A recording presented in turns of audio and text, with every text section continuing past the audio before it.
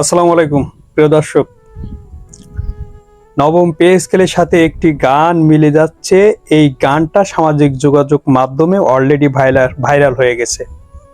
৮০ দশকের গাওয়া এন্ড্রু কিশোর এবং রুনা লায়লার সেই অবুঝ হৃদয়ের গান, তুমি আমার জীবন আমি তোমার জীবন, দুজন দুজন আর কত যে আপন কেউ জানে না।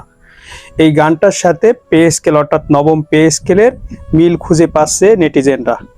সেটা কিভাবে আমি আপনাদেরকে জানাচ্ছি।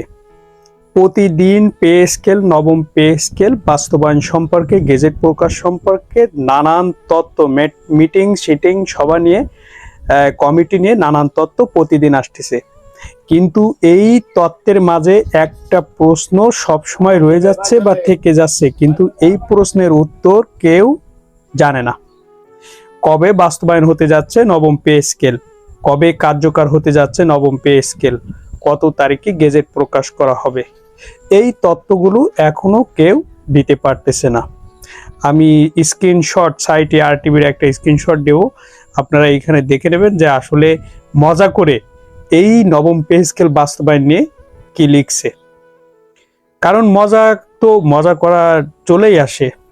অবুঝ হৃদয় সিনেমায় অভিনয় করেন তৎকালীন সময়ের ৮০ দশকের শ্রেষ্ঠ নায়িকা ববিতা এবং জাফর ইকবাল, ওই সময়কের শ্রেষ্ঠ নায়ক।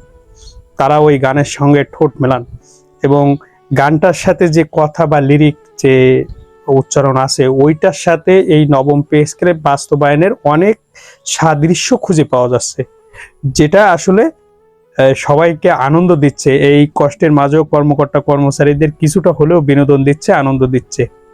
প্রশ্ন একটাই, নবম পে স্কেল কবে কার্যকর হচ্ছে? মহান জাতীয় সংসদে বা বাইরে আলাপকালে একাধিকবার সংবাদ মাধ্যমে আমির খসরু মাহমুদ চৌধুরী বলেছেন যে নবম পে স্কেল যেদিনই গেজেট প্রকাশ হোক না কেন, সেটার কার্যকর ধরা হবে ১ জুলাই ২০২৬ থেকে। কিন্তু আমার মনে হয় কিছুটা শঙ্কা থেকে যায়, কারণ যখন আপনার অক্টোবর, নভেম্বর বা ডিসেম্বরে গেজেট প্রকাশ করা হবে, তখন এটা একবারে এত টাকা দেওয়া বা বেয়ার করা সরকারের পক্ষে আসলে কষ্টসাধ্য। প্রিয় দর্শক, অবুঝ হৃদয়ের আর না হোক, ফিরে আসুক আমাদের পে স্কেল। আসসালামু আলাইকুম।